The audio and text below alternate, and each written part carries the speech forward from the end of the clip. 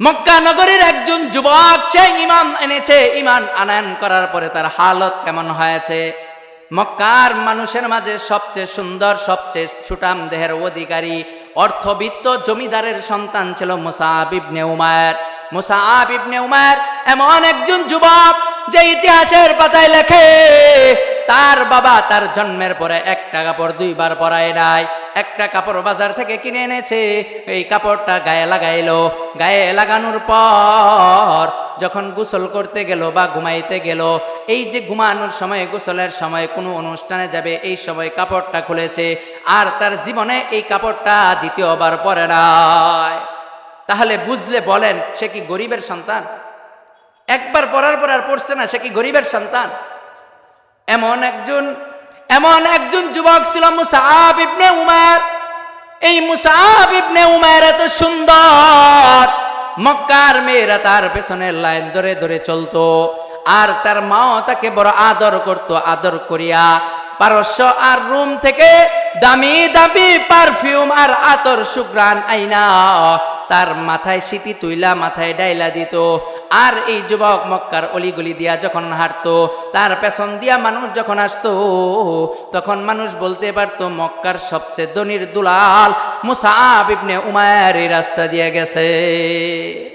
এই মুসআব ইবনে উমাইর যখন এত সুখ স্বাচ্ছন্দ্যের জীবন যাপন, সে নবীকে নবী বইলা মানলো, আল্লাহকে এক বইলা মানলো। কোন নবীকে নবী বইলা মানছে?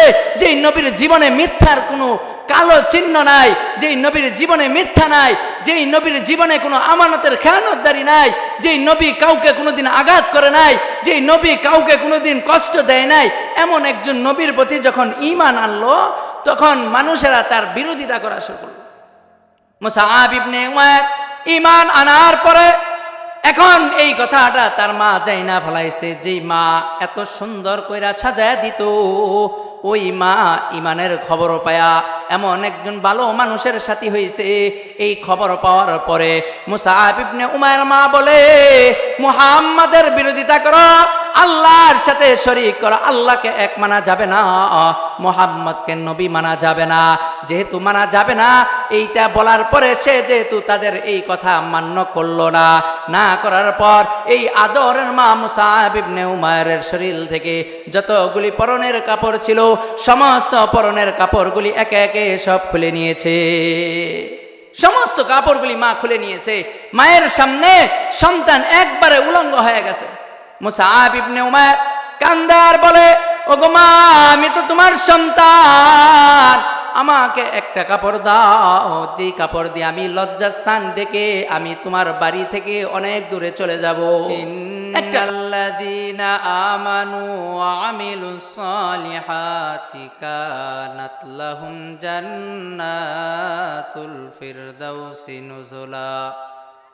قال النبي صلى الله عليه وسلم الدنيا سجن المؤمن وجنة الكافر أو كما قال النبي صلى الله عليه وسلم صدق الله العظيم صدق رسوله النبي الكريم ونحن على ذلك من الشاهدين والشاكرين والحمد لله رب العالمين। दुनिया में हो दुनिया की तलबगार नहीं हो,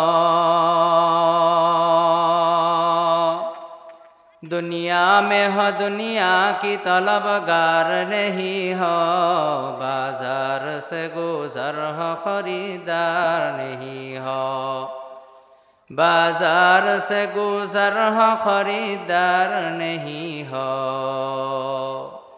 दुनिया में जो कुछ है सब दुनिया के लिए है, दुनिया में जो कुछ है सब दुनिया के लिए है, हमारे लिए इस दुनिया में कोई चीज़ नहीं है, हमारे लिए इस दुनिया में कोई चीज़ नहीं है।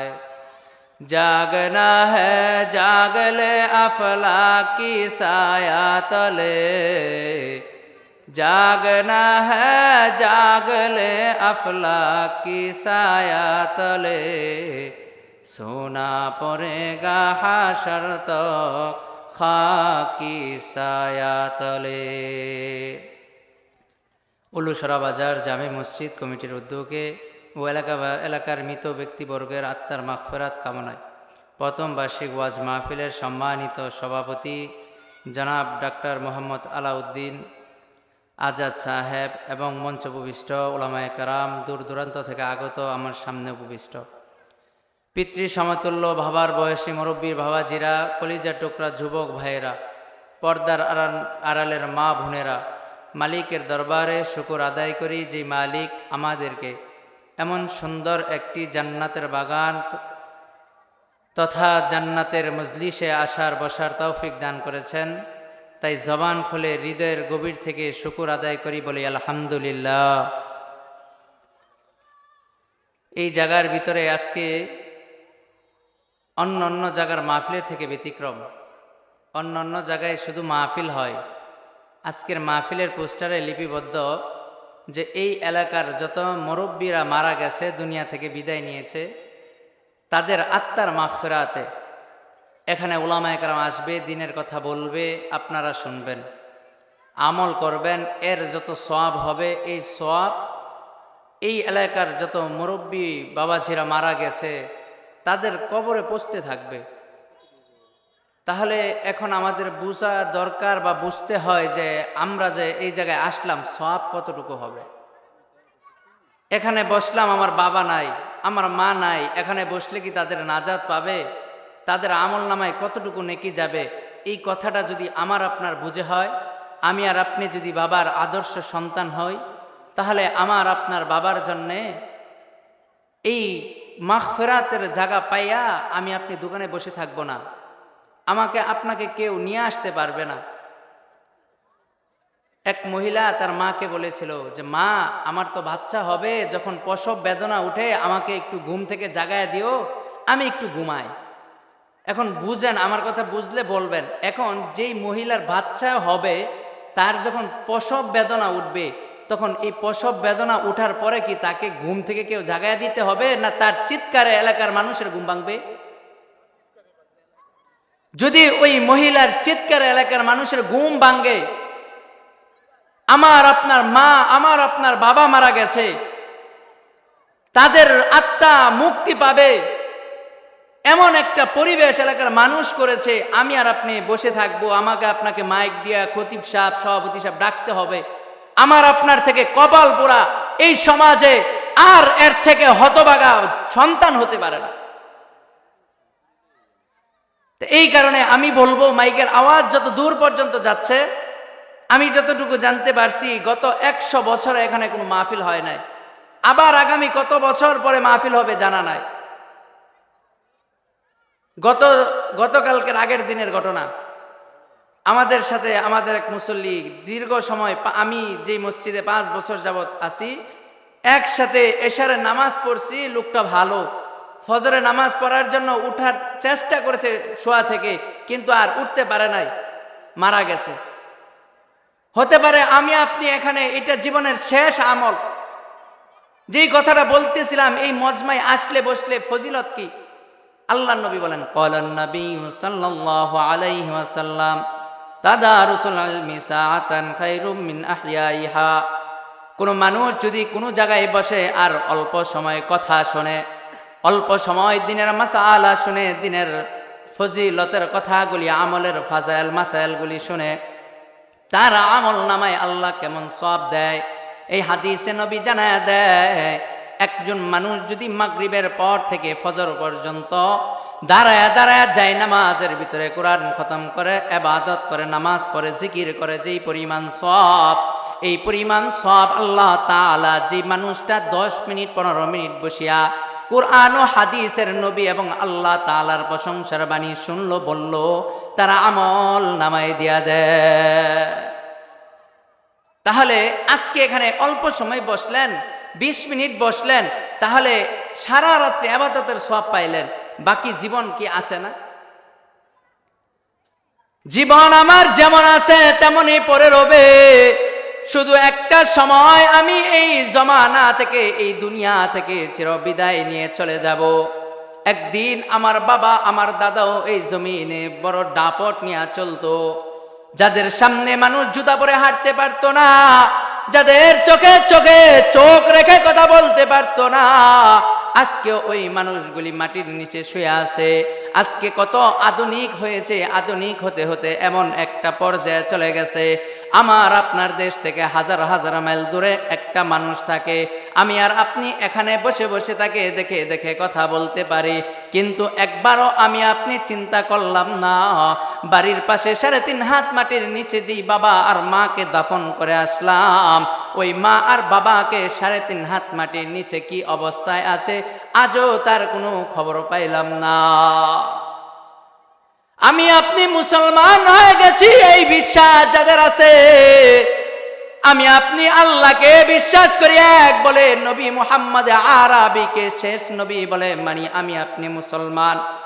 আমি আপনি মুসলমান, এই ঈমান আনয়ন করলাম। ঈমান আনয়ন করার পর আমি আর আপনি যদি কিঞ্চিত আমল করতে পারি তাহলে আমি আপনি হয়ে যাব জান্নাতি। এই কথাটাই আল্লাহ তাআলা কোরআনের ভিতরে জানায় দিয়েছেন, ইন্নাল্লাযীনা আমানু, যারা ঈমান আনয়ন করলো, ওয়া আমিলুস সালিহাত, এবং আমলে সলেহ করলো। আল্লাহ বলেন তোমরা ঈমান আনছো, আমলে সলেহ করেছ, তোমাদের জন্য আমি আল্লাহ কি রেখেছি জানো নি গো? কি রেখেছেন যদি আমি আপনি আল্লাহকে প্রশ্ন করি তাহলে আল্লাহ তাআলা উত্তর দেয়া দেয়, কানাত লাহুম জান্নাতুল ফিরদাউসি নুজুলা, তোমাদের জন্য জান্নাতুল ফিরদাউস রেখেছি, যেই জায়গায় মেহমানদারি করবে। জান্নাতুল ফিরদাউস, আল্লাহর নবী বলেন তোমরা যখন আল্লাহর কাছে জান্নাত চাইবা ওই জান্নাতুল ফিরদাউসটা চাইও, কারণ জান্নাতের ভিতরে আল্লাহ 4টা বড় বড় নহর দিবেন, 4টা নদী দিবেন, একটা দুধের নদী দিবেন, একটা সাদা স্বচ্ছ পানির নদী দিবেন, একটা মধুর নদী দিবেন, একটা শরাবের নদী দিবেন। আর এই 4টা নদী আমার আপনার বাড়ির পাশের নদীর মতো না, আমার আপনার বাড়ির পাশের নদী যেভাবে গেছে ওইভাবেই কিন্তু আমার আপনাকে আল্লাহ জান্নাতে যে নদী দিবেন, তাফসীরের কিতাবে লেখেন এই নদীটা হাতের ইশারায় চলবে। আমি আপনি মাহফিলে বসে আছি, নদীটা বাড়ির ওপারে, আমি আপনি পানি খাবো, আমি আপনি মধু খাবো, আমি আপনি শরাব পান করব, আমি আপনি স্বচ্ছ পানি পান করব, শাহাদাত আঙ্গুল দিয়া আমি যখন ইশারা করব সাথে সাথে এই নদীটা আমার কাজ দিয়া বয়ে যাবে। এইটা হচ্ছে জান্নাতুল ফেরদাউস। তাহলে 2টা আমল যদি আমার আপনার থাকে তাহলে জান্নাতুল ফেরদাউস দান করবেন। 1 নাম্বার ঈমান, 2 নাম্বার আমলে সালেহ। তাহলে আমাদের তো ঈমান সবার আছে না? ঈমান নাই? আমরা সবাই ঈমানদার না? আচ্ছা, তাহলে আমলে সালেহ। এখন প্রশ্ন হলো আমি আর আপনি কতটুকু আমল করব, আমাকে আপনাকে কতটুকু আমল করতে হবে? আল্লাহ তাআলা আয়াতের ভিতরে জানায়া দেয়, ওয়ামা খালাকাতুল জিন্না ওয়াল ইনসা ইল্লা লিয়াবুদুন, আমি আল্লাহ মানুষ আর জিন জাতিকে বানাইছি আমলের জন্য, নেক আমলের জন্য, আমার দাসত্ব করবে। এখন আমি আর আপনি যদি আল্লাহকে প্রশ্ন করি, ওগো আল্লাহ আপনি মানুষ বানাইলেন, জিন বানাইলেন আপনার ইবাদত করার জন্য, আমি মানুষ হইয়া আপনার কতটুকু দাসত্ব আর ইবাদত করব? আল্লাহ তাআলা সূরাতুল মুলকের 2 নম্বর আয়াতে জানায়া দেয়, আল্লাযী খালাকাল মাউতা ওয়াল হায়াতা লিয়াবলুয়াকুম আইয়ুকুম আহসানু আমালা, আমি জীবন বানাইলাম, মৃত্যু বানাইলাম মানুষকে পরীক্ষা করার জন্যে। আহসানু আমালা, কে সুন্দর আমল করে। আহসান অর্থ হচ্ছে সুন্দর, আর আকসার, আলিফ কাফ থা র, আকসার, আকসার অর্থ হচ্ছে বেশি। আল্লাহ বলে নাই আকসার আমালা, আল্লাহ বলেছে আহসান আমালা। আল্লাহ তাআলা বলেন আহসানু আমালা, যদি তোমার সুন্দর আমল থাকে তাহলে আমার কাছে তুমি গ্রহণযোগ্যতা পায়া যাবা, আমার কাছে তুমি পছন্দের পাত্র হয়ে যাবা। এখন এই যে আমার আপনার আমলটা সুন্দর হবে, কিভাবে সুন্দর হবে? নবী আলাইহিস সালাতু ওয়াস সালাম একটা হাদিসের মাধ্যমে জানায় দেয় আমার আপনার আমলটা কোন কারণে, কোন জিনিসটা থাকলে সুন্দর হবে। আল্লাহর নবী জানায় দেয় আখলিস দীনাকা ইয়াকফিকাল আমালুল কলিল, আমার আপনার আমলটা অল্প হোক, কিন্তু এই আমলটা হতে হবে একমাত্র কার জন্যে? আমার আপনার আমল অল্প, কিন্তু যদি এটা হয় আল্লাহর জন্যে, তাহলে আমার আপনার এই আমলটা পরকালে নাজাতের উসিলা হয়ে যাবে। অতএব কোনো আমলকে ছোট মনে করে ছাড়তে নাই, কোনো গুনাহকে ছোট মনে করে করতে নাই। তাহলে সাধারণ ভাষায় বুঝলাম আমল করা, আমলটা সুন্দর হতে হবে, অল্প হোক সমস্যা নাই, কিন্তু সুন্দর আমল হতে হবে।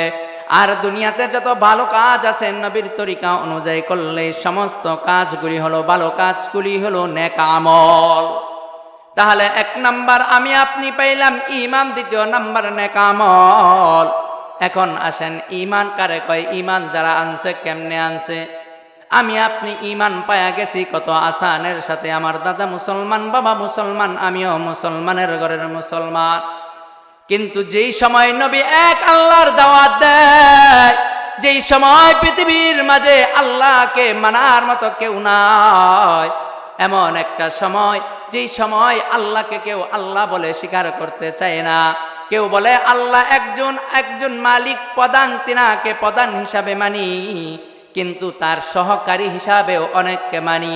কিন্তু আল্লাহ বলেন কুল হুয়াল্লাহু আহাদ, আমি আল্লাহ এক, আমার সাথে কাউকে আমি শরীক করা, সাথে যুগানো, সাথে মিলানো পছন্দ করি না।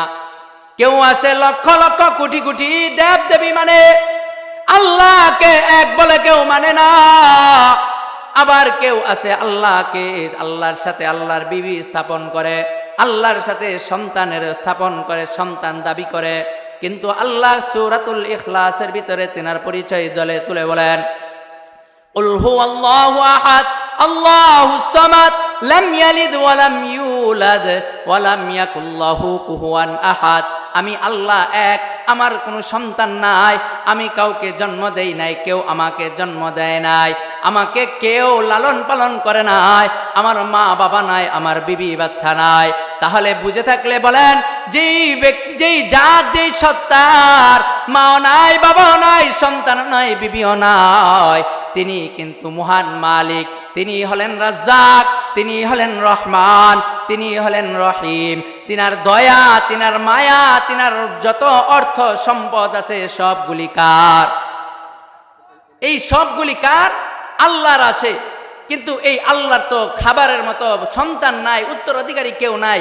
এইগুলি কাকে দিবে? আমাকে আর আপনাকে, মুমিনকে আল্লাহ দিবে। এই ঈমান আনয়ন করার কারণে আমরা আল্লাহর বিশেষ বান্দা হয়ে গেলাম। কোরআনের ভিতরে আল্লাহ তিন ভাবে মানুষকে সম্বোধন করেছে। একবার মানুষকে নাস বলে সম্বোধন করেছে, তখন আল্লাহ তাআলা মানুষের সামনে হেদায়েতের আলোচনা করেছেন। ওই জায়গায় ইয়া আইয়ুহান নাস বলে আল্লাহ ডেকেছেন। শুধু মানুষ বলে সম্বোধন করেছেন, নারী পুরুষ, ছোট বড়, জোয়ান বুড়া, কাফের বেঈমান মুসলমান সবাইকে আল্লাহ সম্বোধন করেছেন নাস বলে। তারপর আল্লাহ আবার মানুষকে দুইটা দলে বিভক্ত করেছেন। একটা দল হলো ঈমানদারকে ইয়া আইয়ুহাল্লাযীনা আমানু, মুমিন বলিয়া, আরেকটা দলকে আল্লাহ ইয়া আইয়ুহাল কাফিরুন, কাফের বলিয়া বিভক্ত করেছে। আর মানুষের মাঝে দুইটা দলের মাঝে সবচেয়ে পছন্দের হলো আল্লাহর কাছে ঈমানদার। কেমন পছন্দ? যে একজন মানুষ সূর্য ওঠার পর থেকে সূর্য ডুবা পর্যন্ত একবার সে খেয়ালে বেখেলে যেভাবেই হোক আল্লাহ বলবে। এই মানুষটা যতক্ষণ আছে, এই মানুষটা থাকলে আসমান থাকবে, এই মানুষ থাকলে জমিন থাকবে।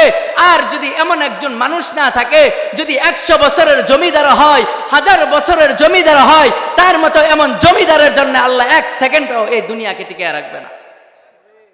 আল্লাহ আমাদেরকে এমন দামি কইরা বানাইছে। মক্কা নগরীর একজন যুবক, সে ঈমান এনেছে। ঈমান আনয়ন করার পরে তার হালত কেমন হয়েছে?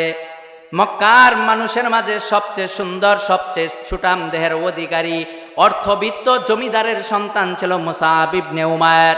মুসআব ইবনে উমাইর এমন একজন যুবক যে ইতিহাসের পাতায় লেখে তার বাবা তার জন্মের পরে একটা কাপড় দুইবার পরায় নাই, একটা কাপড় বাজার থেকে কিনে এনেছে, এই কাপড়টা গায়ে লাগাইলো। গায়ে লাগানোর পর যখন গোসল করতে গেল বা ঘুমাইতে গেল, এই যে ঘুমানোর সময় গোসলের সময় কোনো অনুষ্ঠানে যাবে এই সময় কাপড়টা খুলেছে, আর তার জীবনে এই কাপড়টা দ্বিতীয়বার পরে নাই। তাহলে বুঝলে বলেন সে কি গরিবের সন্তান? একবার পরার পর আর পড়ছে না, সে কি গরিবের সন্তান? এমন একজন যুবক ছিল মুসআব ইবনে উমার।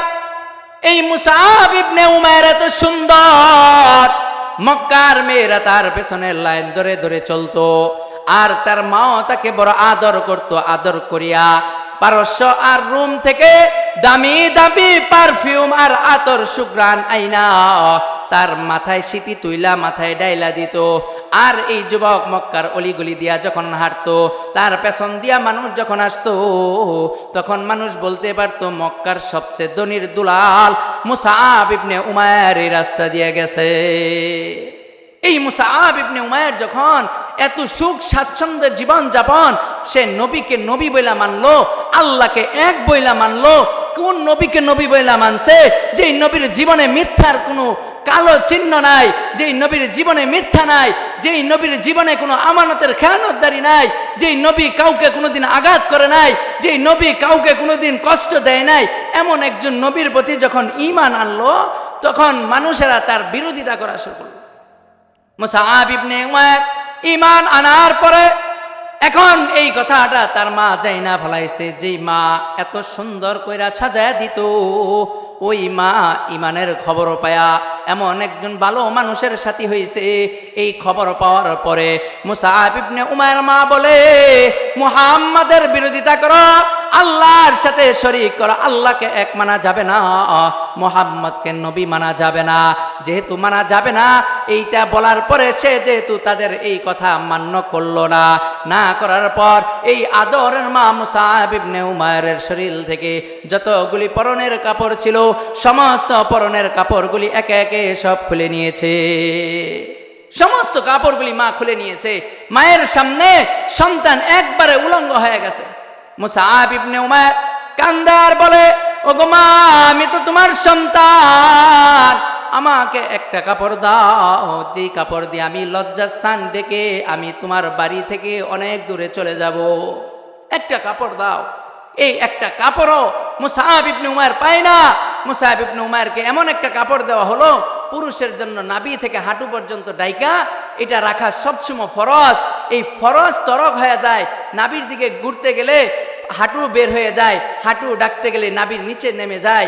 এতটুকু কাপড় সে পায় না যে তার সতরটা ডাকবে, কিন্তু কিছুক্ষণ আগেও সে নবীর কথা, নবীর উপরে ঈমান আনলো, আল্লাহকে এক বলে মানলো। এই কথা না জানা হওয়া পর্যন্ত সে কিন্তু সবচেয়ে আনন্দ আর স্বাচ্ছন্দ্যে ছিল। আজকে কি আমরা ঈমান আনার কারণে এতটা কষ্টের মাঝে আছি? এতটা কষ্টের মাঝে নাই, কিন্তু আজকেও আমাদের অবস্থা আমরা যে সহজে পাইয়া গেলাম, এই কারণে আমাদের কদর নাই। যদি আমরা সহজে না পাইতাম তাহলে এটার বড় কদর থাকতো। মানুষ যেই জিনিস আসানে পায়া যা, ওই জিনিসের কদর দিতে জানে না। তাই উলামায়ে কেরাম চলে আসছেন, হুজুররা চলে আসছেন, আলোচনা করবে। আমি শুধু দুইটা কথাই বলেছি। এক নাম্বার, আমার আপনার ঈমান থাকতে হবে। দ্বিতীয় নাম্বার, আমার আপনার আমলে সলেহ থাকতে হবে। চাই নেক আমলটা অল্প হোক, কি থাকতে হবে? ঈমান থাকতে হবে। আর ঈমান যখন থাকবে, আমার পরিচয় কেমনে যে আমার ঈমানদার, আমার ঈমান আছে, যে আমার সামনে নেকের কাজগুলি হলে আনন্দ লাগবে, ওই জায়গায় যাইতে আমার মন চাবে। আর যদি ঈমানের দুর্বল থাকে তাহলে এটা ভালো লাগবে না। একটা কথা বলে শেষ করছি। আপনাদের এদিকে একটা সাপ আছে, যেই সাপের বিষ নাই, এটাকে কি বলেন? দৌড়া সাপ। একজন বিনওয়ালা যে সাপ ধরে, এরকম একজন লোক আইসা 3জন 4জন মিলেও যদি বিন বাসা সাপ ধরার জন্য বিন বাজায়, যত বিষাক্ত সাপ আছে সব আসবে, কিন্তু এই সাপুরির কাছে কি দৌড়া সাপ কোনোদিন আসবে? আসে না, কারণ সেও তো সাপ, ঈমান নাই। তো এই কারণে আল্লাহ কোরআনে বলে দিয়েছেন যে যাদের ভিতরে ঈমান আছে, যখন তাদের সামনে কোরআন ও হাদিসের কথা হয়, আল্লাহর কথা হয়, তাদের ঈমান বেড়ে যায়, তাদের অন্তর একটা ভয় ঢুকে যায়। তাই আজকে আপনাদের এত সুন্দর একটা পরিবেশ করা হয়েছে। আসেন, এই মজমায় বসেন, বৈশা আল্লাহ তাআলার কাছে নিজের দিলটাকে রুজু করেন, কইরা আল্লাহর কাছে মাপ চান। আর নিজেদের মা বাবা আত্মীয় স্বজন যারা চলে গেছে তাদের জন্য মাপ চান। আমার মা নাই, বাবা আমার আব্বা আম্মা মারা গেছে, তাদের জন্য দোয়া চাই। আল্লাহ তাআলা যেন এই মাহফিলকে উসিলা করে আমার আব্বা আম্মাকেও মাফ করে দেয়। আপনাদের জন্য দোয়া করি, আমার জন্য নেক দোয়ার আশাবাদী হয়ে।